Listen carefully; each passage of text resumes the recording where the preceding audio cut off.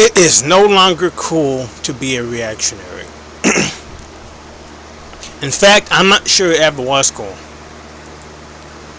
I'm someone I would not consider myself a reactionary, but I'm someone who has paid close attention to like reactionary circles. And one thing I noticed a lot about them is they're all extremely unhappy. They are extremely unhappy with the state of the world. They fundamentally have this like overarching sense of dread and doom, as if we're all doomed. They romanticize the past so much, as if the past was so much better than what we have right now. Even though by our objective means, by our objective standards, maybe not moral standards, but by our objective standards, life was much worse back then. Most people came from peasant societies or sharecroppers or like 10-year-old factory workers. They had backgrounds like that. I think reactionaries, they romanticize the past, they romanticize hierarchy, because when they look at hierarchy, they tend to be like intelligent and from upper middle class backgrounds, upper class backgrounds. They tend to envision themselves in those hierarchical roles. And this is also something I've noticed about communists as well.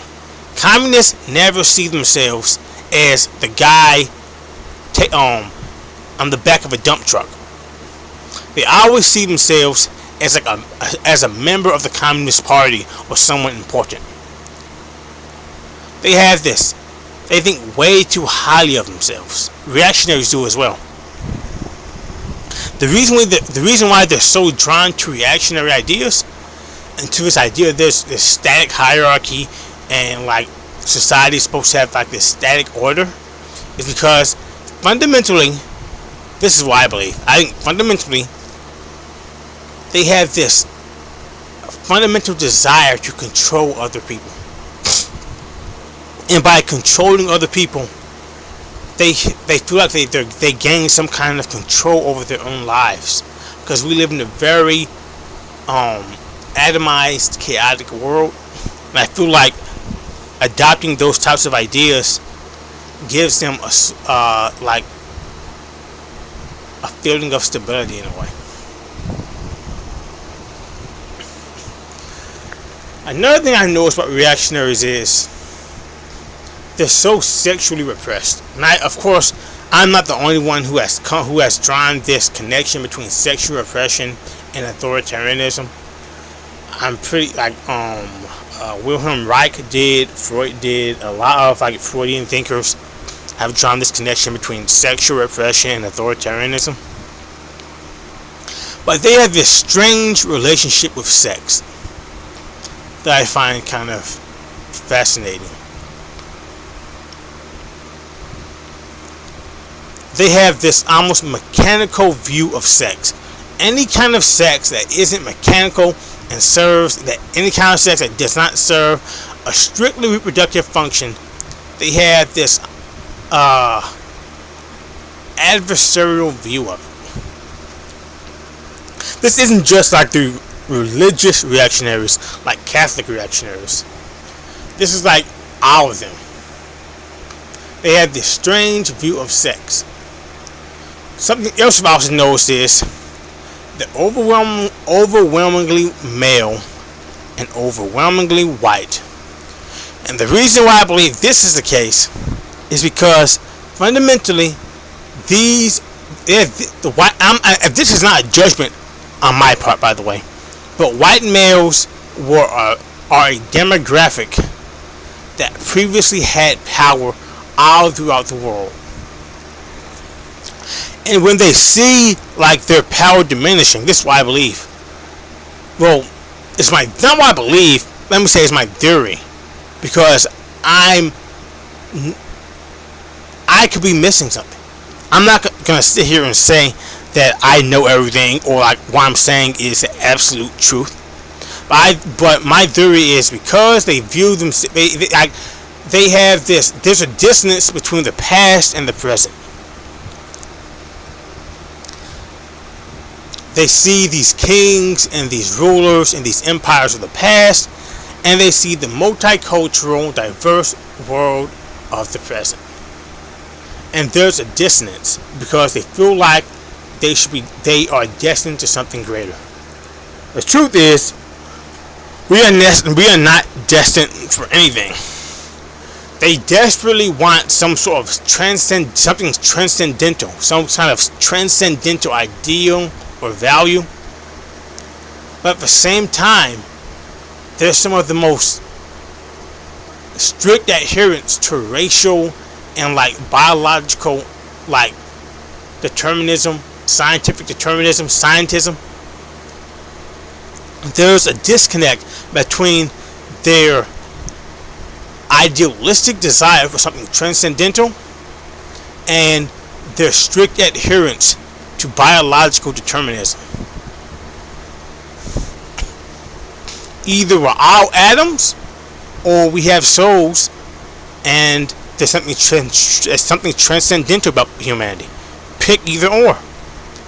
If there's something transcendental, what separates a Somali with an IQ of 80 from a white person with an IQ of 125? If it's all biological, firstly, whites are not the most biologically dominant group to begin with. Asians are more intelligent, blacks are more athletic. Whites are somewhere in between. Secondly, if it's all just biological and it's all mechanical and deterministic and there's no transcendental ideal, why are they so drawn to transcendentals? There's a giant disconnect between their tendency to be attracted to such transcendentals, like these transcendental values and hierarchy, like Evola, and all these books they always reading, like Evola, and all these mystics and their biological determinism. Some people like Ryan Falk, he's kind of autistic. He's strictly a biological determinist. But most of them have this disconnect between their scientism and their idealism.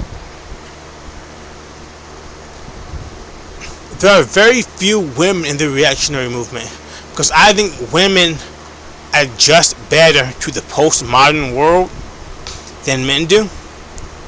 Simply because I think a lot of it is socialization.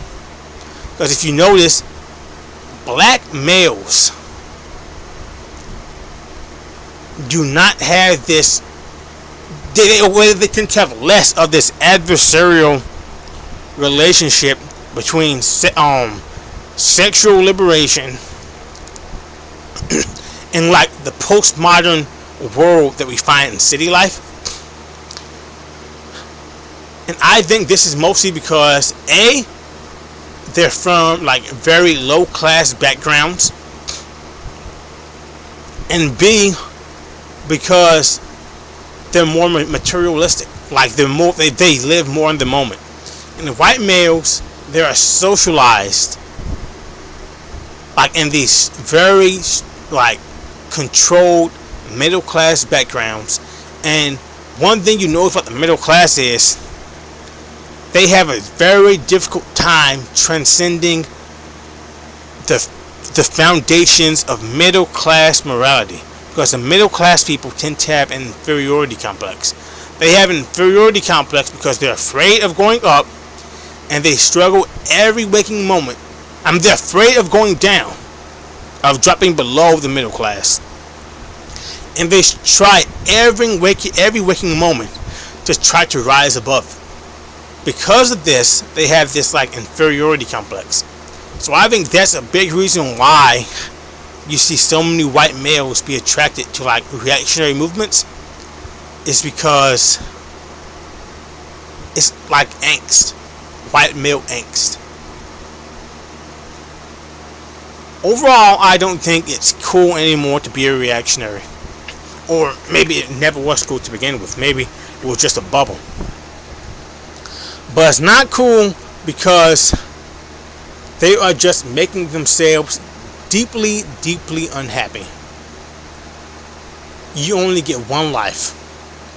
And they are watching as the foundations of the world, reactionaries are watching as the foundations of the world crumbles around them.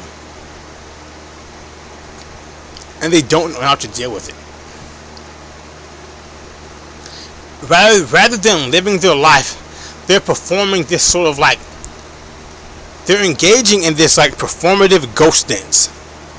Where we try to like relive and revive the past. If only we could revive the past, maybe our past glory would come back. Maybe everything would fix itself. But I think fundamentally, reactionaries have to let the past go and let something else be born.